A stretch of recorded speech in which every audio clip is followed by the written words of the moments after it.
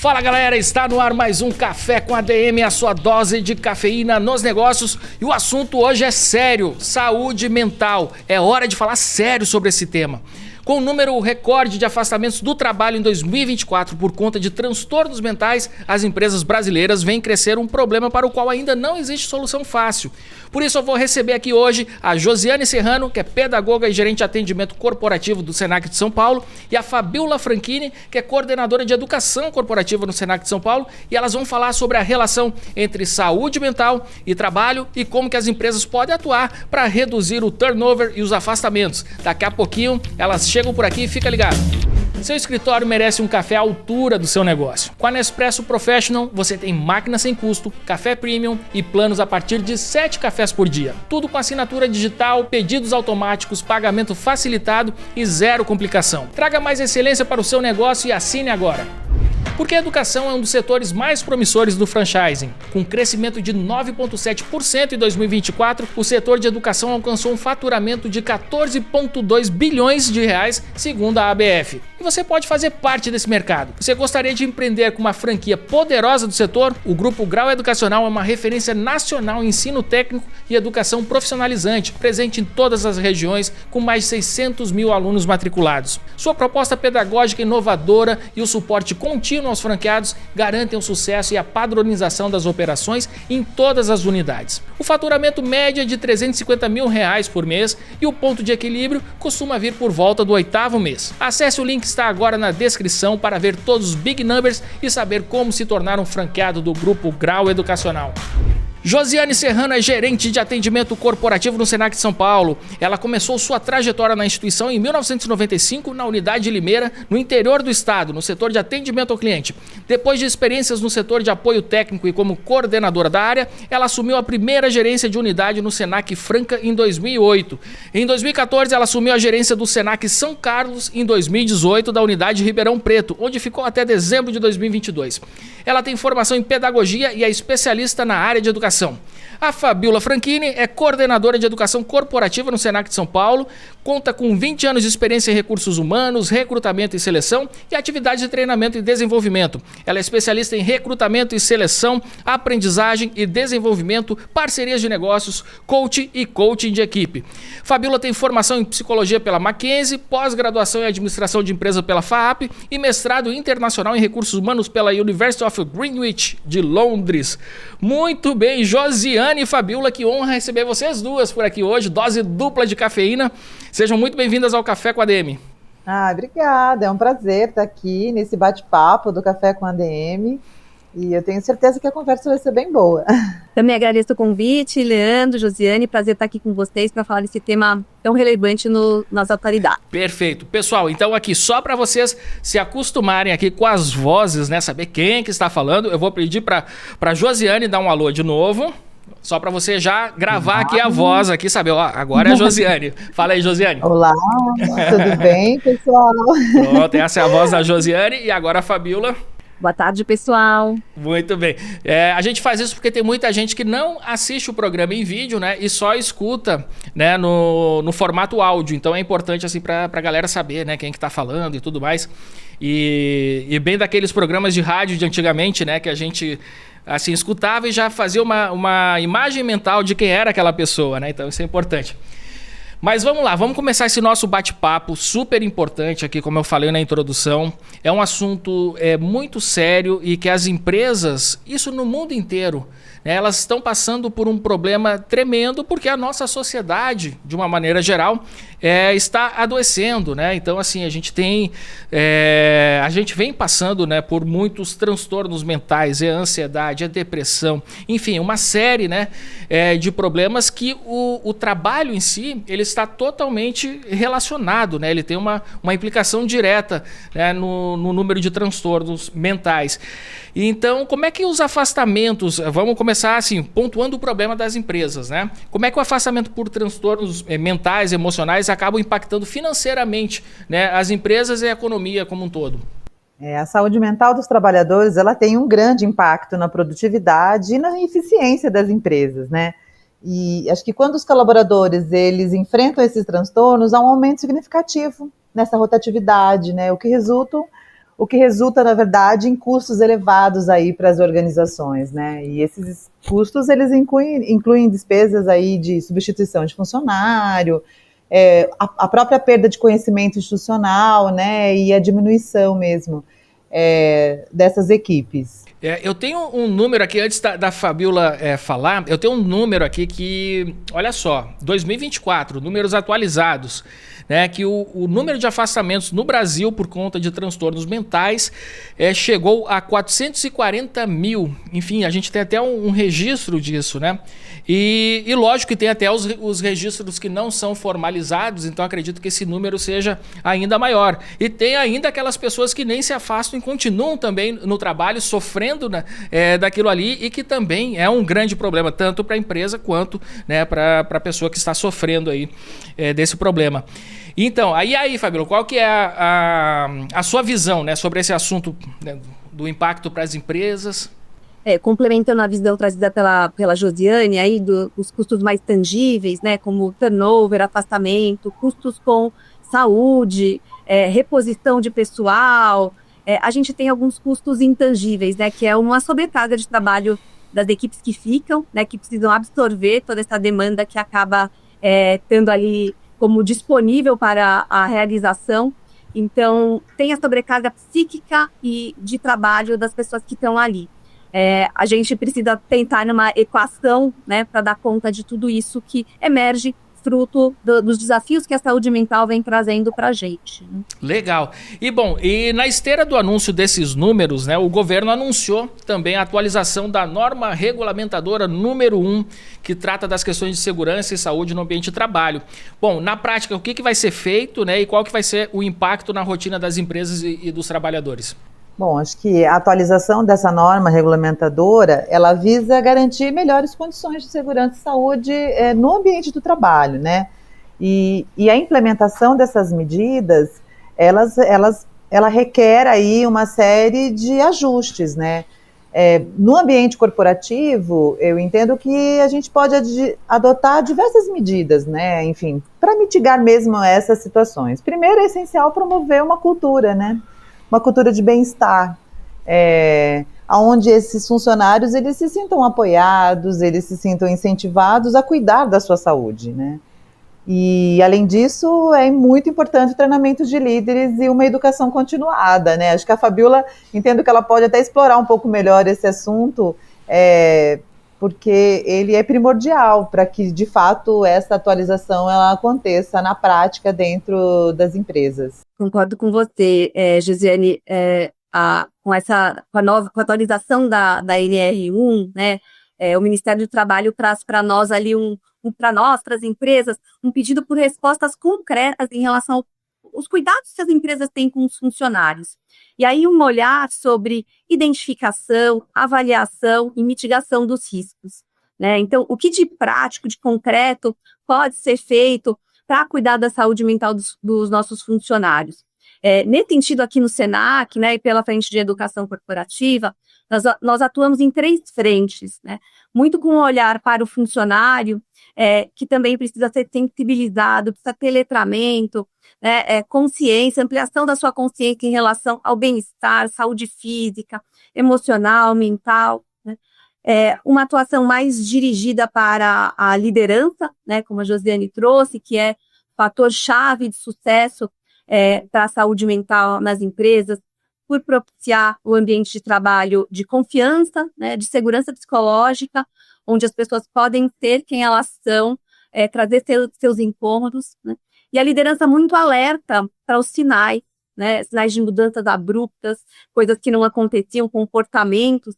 Então, aqui na nossa frente, com treinamentos de liderança, para que ele tenha ferramentas e estratégias para lidar com isso, tanto na identificação quanto nessa atuação mais interventiva, né? Um outro aspecto ainda que a liderança precisa cuidar é a prevenção do assédio e da discriminação. Hoje é pauta inegociável na instituição. E aí, num terceiro ponto, eu coloco, né, o papel da própria organização, uma leitura de índices, de pesquisas, né, de dados que vão nos apontando, né, aspectos que precisam ser cuidados, e a partir disso, projetos e propostas são criadas no sentido de garantir esse ambiente, essa cultura que queremos. Muito bem. Pessoal, esse quadro que a gente está descrevendo aqui hoje, ele atinge de forma diferente as várias gerações que hoje convivem, né, no mercado de trabalho. Então, para os mais velhos, que aqui eu me enquadro, né, como, sei lá, acho que eu sou geração X ali no final dos anos 70, diz que tem até um nomezinho para essa galera que nasceu ali no finalzinho dos anos 70, que não é nem X nem Y, tem, agora eu me esqueci aqui. E, bom, mas para essa turma, né, dessa geração, esse assunto ele é recente, né? A gente não via isso com tanta frequência nas organizações, enfim. E já a geração dos milênios, que é conhecida como a geração burnout, eles já não veem assim a possibilidade de ascensão social por meio do trabalho. E, bom, e os mais novos ainda, eles tendem a não aceitar mais essas mesmas condições, e a gente vê por aí até postos, né, de entrada, como, sei lá, a caixa de supermercado, esses postos abertos, né, sem gente para ocupar, sem gente com disposição para assumir esses trabalhos. Como é que vocês enxergam, então, a relação entre a saúde mental e essa transição geracional no mercado de trabalho? Essa transição geracional, ela evidencia a necessidade de uma outra abordagem, né? Uma abordagem diferenciada para lidar com a saúde mental no ambiente do trabalho, né? As gerações mais recentes, elas trazem novas perspectivas e demandas. E é fundamental que essas organizações elas compreendam essas diferenças e ajustem, né, as suas rotas, as suas estratégias para atender as expectativas e as necessidades dos colaboradores. Então, assim, hoje você não consegue mais olhar para o ambiente de trabalho sem olhar para essa transição de geração, né? E o quanto tudo isso ele traz de impacto aí no ambiente de trabalho. E aí, Fabíola, o que você acha? Tem uma percepção muito semelhante, né? Algo a ser cuidado, a forma como as gerações se configuraram por conta dos contextos em que foram geradas, né? Os desafios sociais, econômicos e a visão que cada geração tem do trabalho, o valor, né? Ela vai mudando e a gente também precisa se adequando, porque lá na frente uma preocupação que há é como é que eu atraio, né, essas novas gerações, que é quem vai atuar, né, nas posições que hoje são executadas pelas gerações mais antigas. Então, a gente percebe aqui que, principalmente com a pandemia, né, e o que acontece depois disso, questões que eram mais toleráveis ou que não eram percebidas, passaram a ser nomeadas, reconhecidas e deixaram de ser aceitáveis, né? E com as novas gerações, né, isso fica muito mais evidente. Então, eu tenho um grupo muito grande, né, principalmente de jovens, que entra no mundo do trabalho com expectativas diferentes em relação à posição, à liderança e às relações no trabalho, a como funciona a hierarquia, e tudo isso precisa ter muito cuidado e impacta diretamente na saúde mental, né, de quem está aqui. Não dá mais para não considerar isso no ambiente de trabalho, né? Não tem como, né? Não tem como.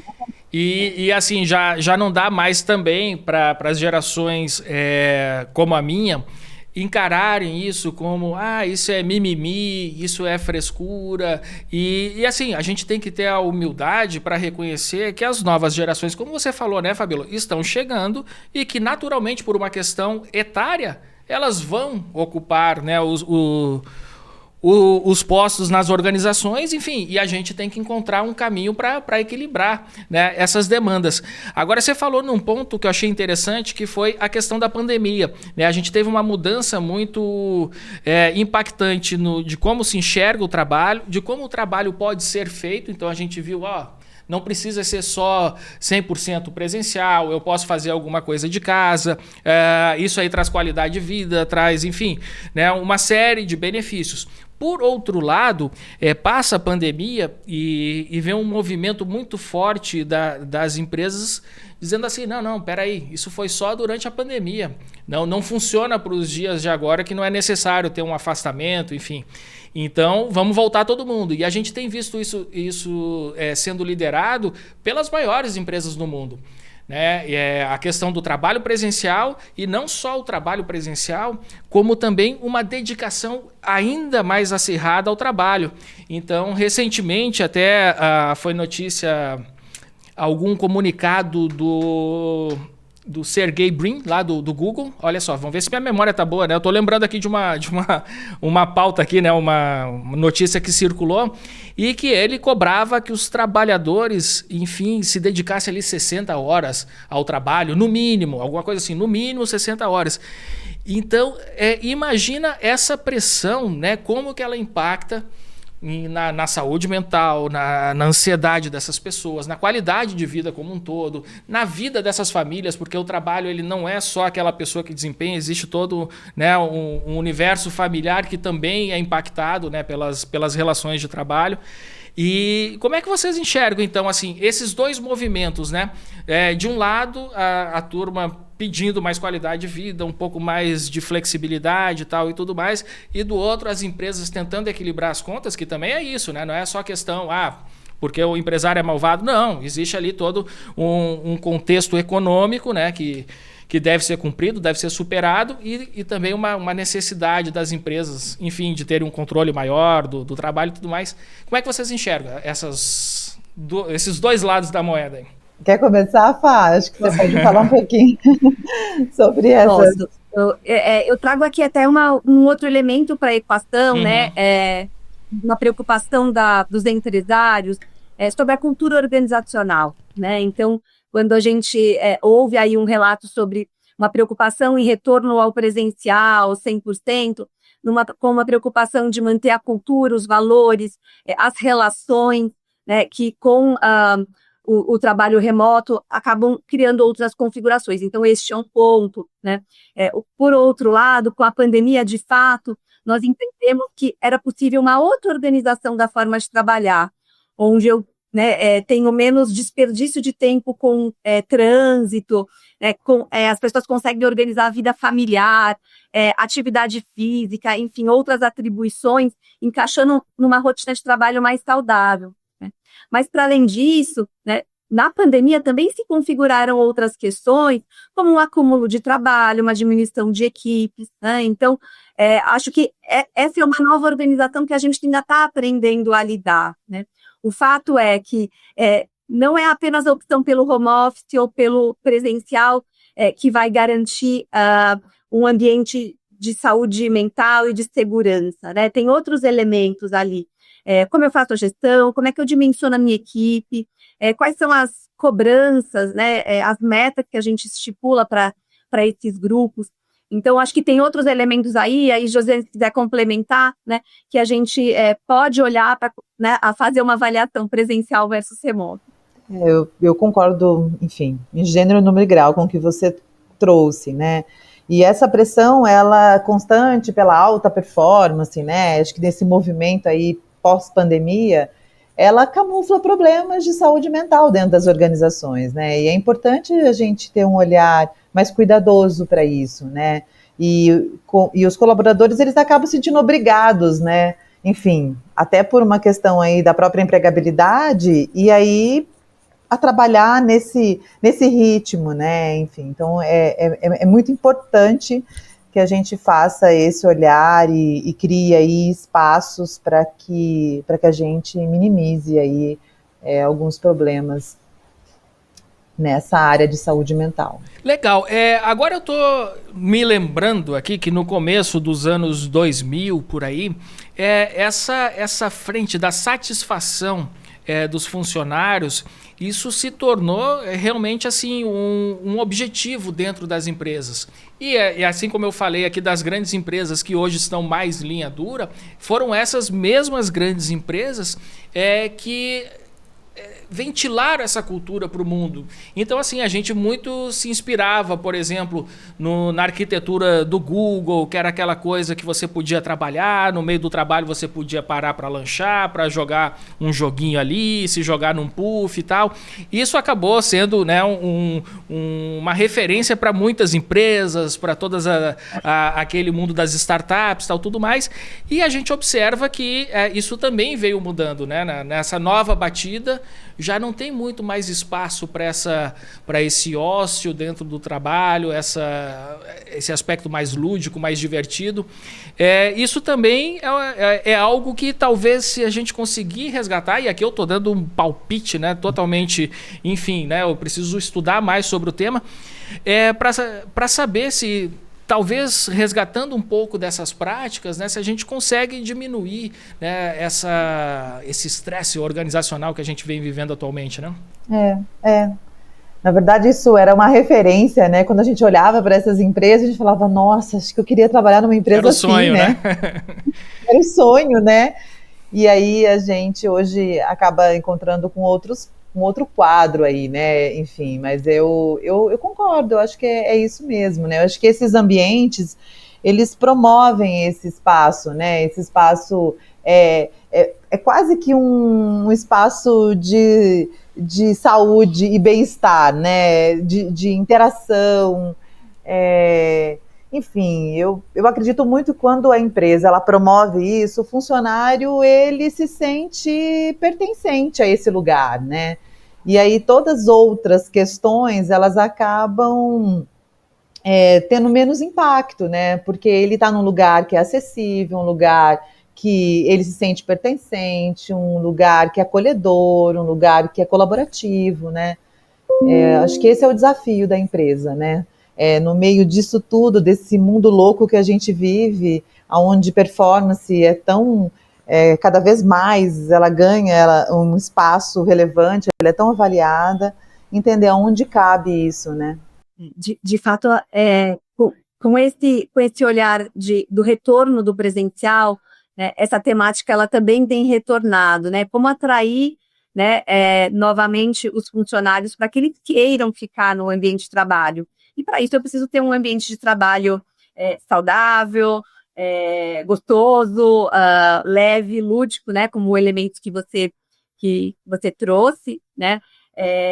Mas para além disso, né, a gente precisa ter estratégias que mantenham, né, todo esse ambiente acolhedor, colaborativo e leve, né? Então eu, né, faço uma analogia aqui. Não adianta eu trazer um ambiente que promova ali espaços de convivência, jogos, trocas, enfim, se eu, por outro lado, eu tenho uma liderança tóxica, que cobra metas irreais, que não tem clareza na sua comunicação, uma equipe, né, diminuída, reduzida ou impactada por questões emocionais ou da vida como ela é. Então, o que eu digo assim, a gente precisa cuidar desse combo todo, desse bloco todo, né?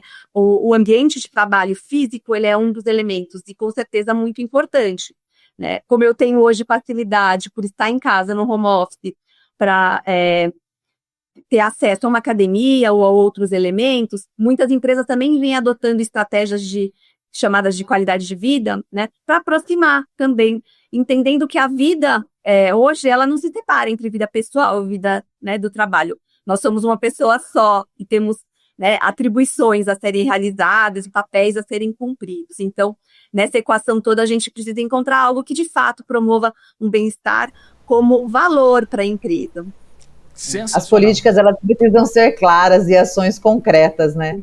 Muito, muito mesmo. Exatamente. E agora eu vou entrar num ponto que eu acho fundamental, e que é a questão da própria liderança.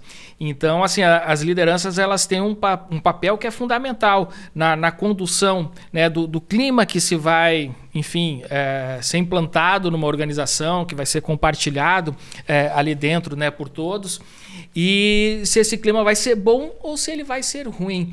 Eu vejo, né, e aí a gente tem que assumir algumas coisas por aqui, que lógico, né, o mundo ele passou por uma pandemia, depois, enfim, as transformações pós-pandemia também trouxeram uma série de desafios para as empresas, para os líderes dessas empresas e tudo mais. É normal que esses líderes se estressem com esse novo ambiente, mas eles têm que ter o equilíbrio. E aí que vem a parte, acho que fundamental dessa história. Eu me apoio muito no estoicismo. Enfim, né, a gente não tem controle sobre essa coisa toda que está acontecendo no mundo, mas eu consigo ter controle sobre como eu reajo a tudo isso.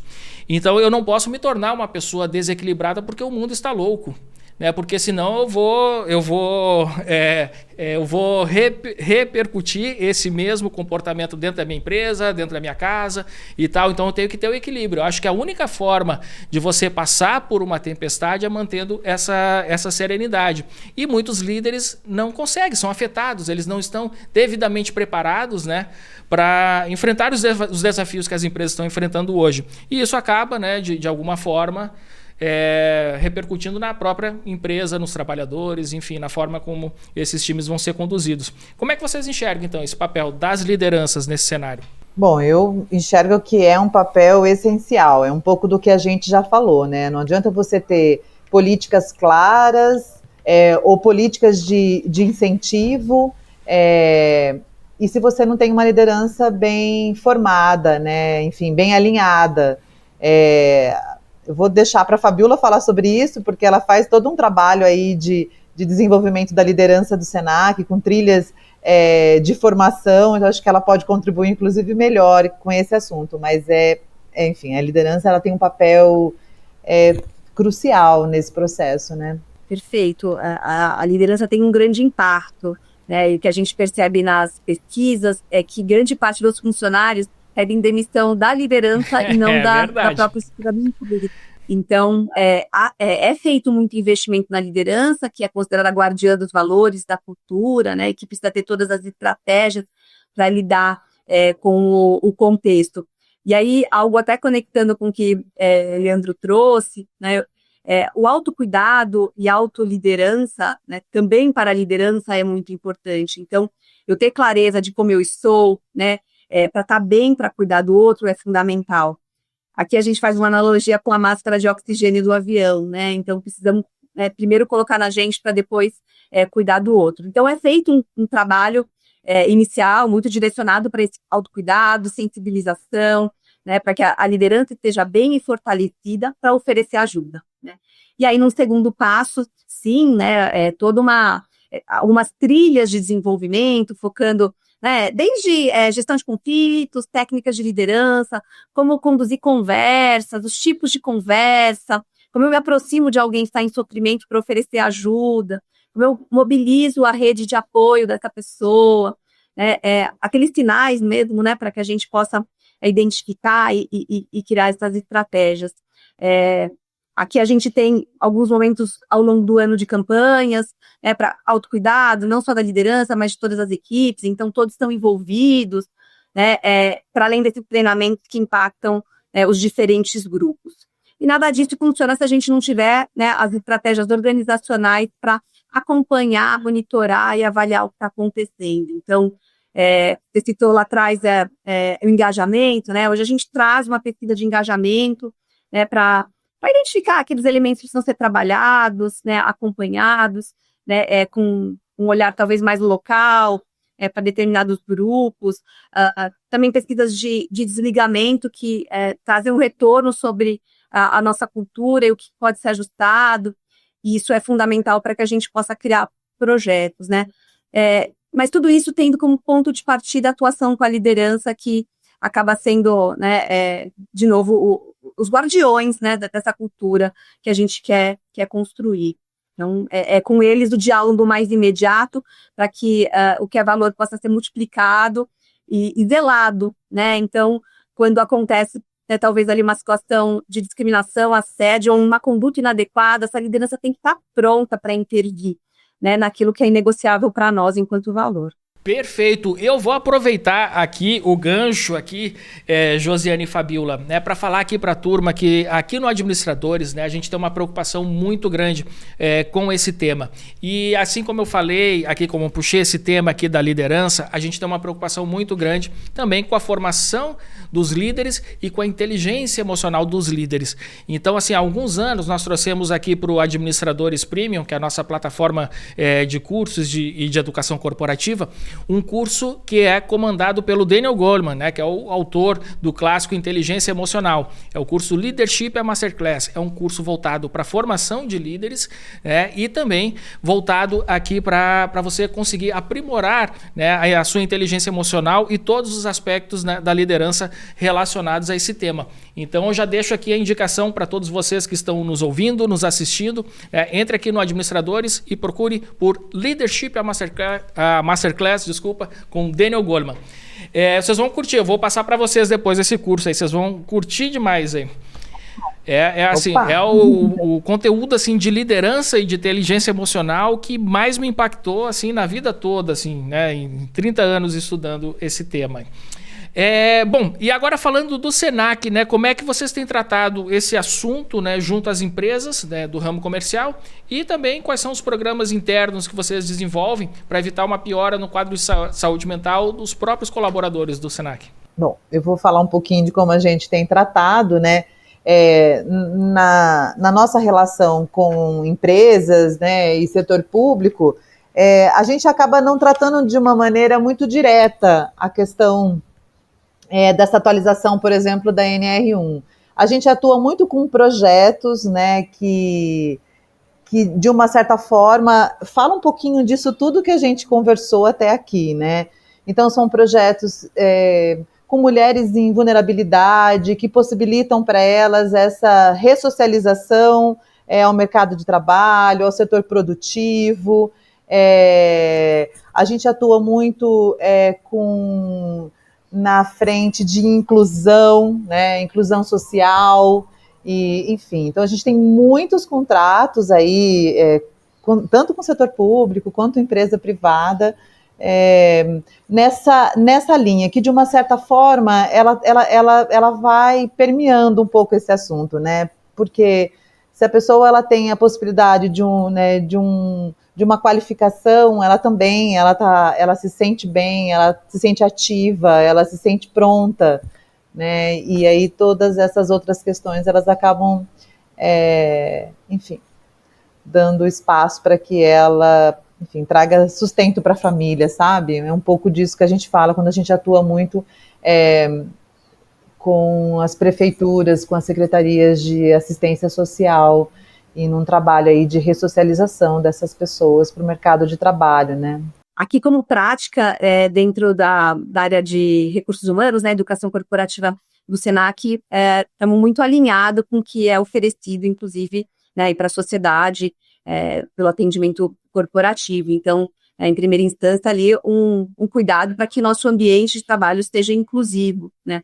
Como falei antes, né, com estratégias ali de prevenção ao assédio, discriminação, né, uma cultura onde a gente aborda a educação antirracista, a temática da mulher, da masculinidade, as questões de gênero. Então, a criação de um ambiente onde cada um pode ser quem é, né, e a gente valoriza isso tudo, porque no final, né, ter um ambiente diverso para a gente, enquanto valor, proporciona a possibilidade de inovar naquilo que a gente faz, né? Aliás, é algo tão caro para uma instituição de ensino.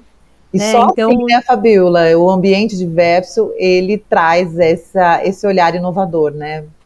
Exatamente. Então, além dos treinamentos, né, que a gente tem hoje, muitas práticas que valorizam esses espaços de diálogo, projetos voltados para a mulher, para conscientização, letramento, para que também, né, mulher, né, e outras minorias possam se reconhecer, né, e ter estratégias para atuar, né, na sociedade em que vivemos. Então, o Senac propicia isso tudo para nós. Que fantástico. Bom, e aí eu queria saber de vocês agora, né, pegando carona nessas práticas que a gente falou, que vocês falaram aqui agora, sobre as empresas que investem, assim, que tem um programa ou algo específico, né, voltado justamente, né, com essa preocupação da saúde mental dos trabalhadores. Essas empresas, elas tendem a ter um diferencial competitivo com relação às outras que não têm programas similares? Eu não tenho dúvida.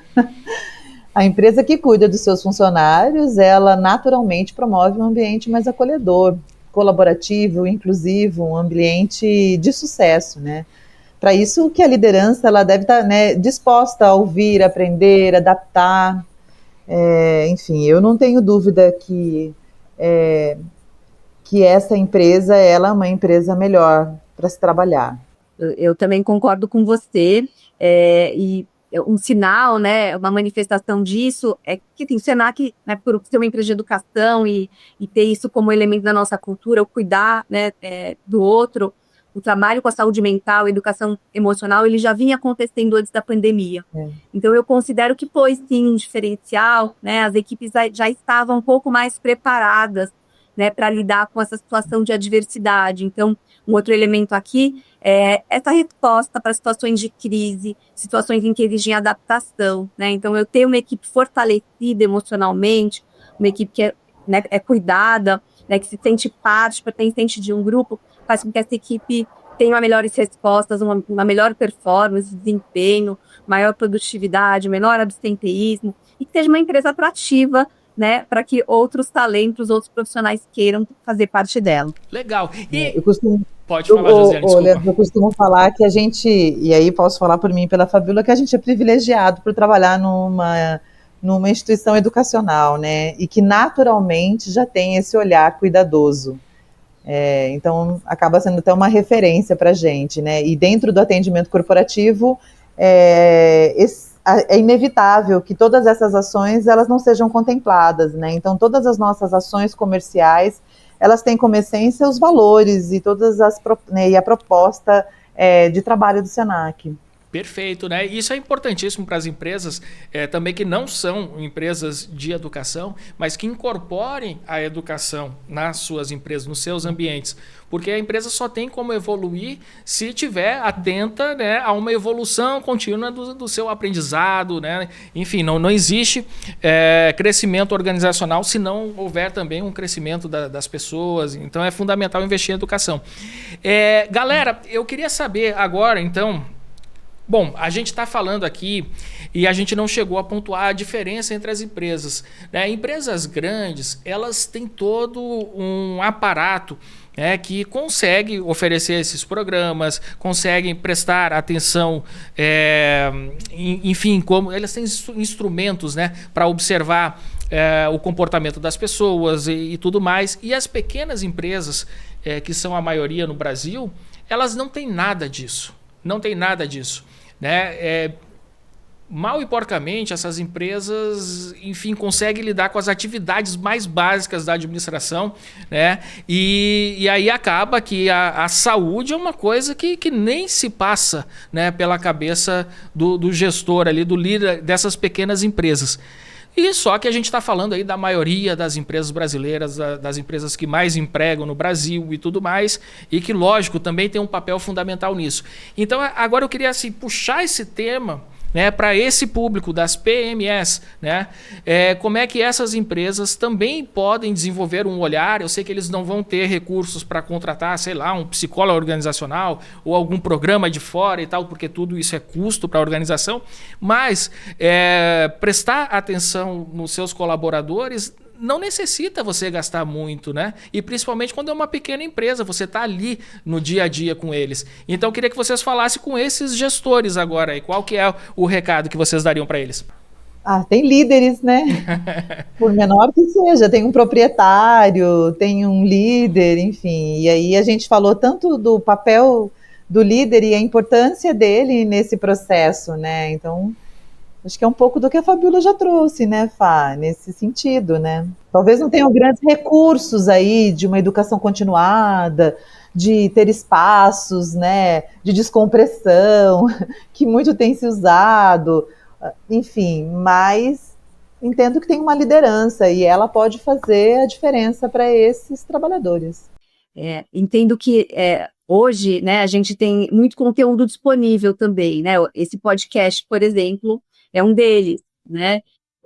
Conteúdos, né, nas redes sociais, enfim, então buscar informação, né, o conhecimento, ele é fundamental, né, como ponto de partida para qualquer ação, né?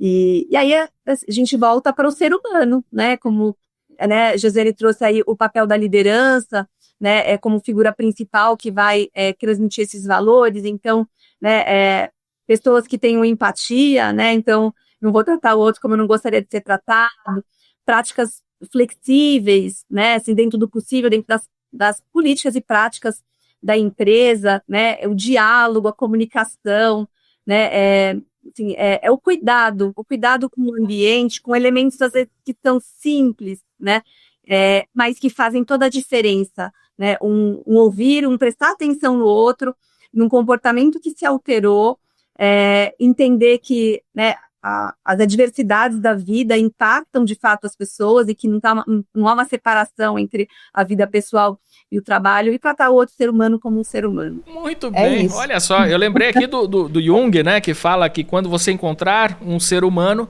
né, seja apenas isso, né, outro ser humano. É isso. Muito bem. É isso mesmo. Bom, pessoal, eu curti demais aqui. Não precisa de grandes investimentos, né? Oi, diz aí, Josiane. Não precisa de grandes investimentos. Não precisa. O que eu acho assim interessante desse fenômeno organizacional é quando você vai para as pequenas empresas, algumas pessoas desenvolvem aquela síndrome, né, como é que se chama? Síndrome do pequeno poder, alguma coisa assim? Não é isso? Existe. Que aí o cara acha, eu tenho aqui a minha empresa, tenho, sei lá, 2, 3 funcionários, aí ele já coloca uma sala, né, fechada, afastada de todo mundo ali, bota uma placa que é a sala da presidência daquele negócio e assim, totalmente afastado ali daquele time, né, daquele pequeno time. E não precisa disso, né? Então, acho que numa pequena empresa é ainda mais fácil você ter esse olhar, ter esse diálogo, enfim, é muito mais fácil do que numa grande empresa, que existe toda essa distância, né, do topo para grande parte ali da organização. Então, é isso aí. Ser apenas um ser humano, né, à frente dos seus negócios. É isso. Muito bem. Pessoal, eu curti demais aqui o nosso bate-papo. Esse bate-papo aqui é extremamente importante para toda e qualquer empresa. É o tema do nosso século, da era que a gente está vivendo, né? A gente fala muito, IA, é isso, é aquilo. Cara, saúde mental. Sem saúde mental a gente não consegue avançar em nenhuma direção. Então, você que está nos assistindo, já compartilha esse episódio com seus colegas, com seus amigos, com esses pequenos empreendedores aqui que eu falei, que é um ótimo recado para toda essa turma. E, bom, queria agradecer vocês aqui pela presença no nosso Café com a ADM, por compartilhar tantos conhecimentos e experiência aqui com a gente e por trazer luz aqui sobre esse tema que é extremamente importante, né? A gente que agradece. A gente agradece a oportunidade de conversar um pouquinho e um tema que é tão importante, tão relevante, né, enfim, e agora com uma ANR que traz luz para tudo isso, né, então acho que é bem oportuno mesmo.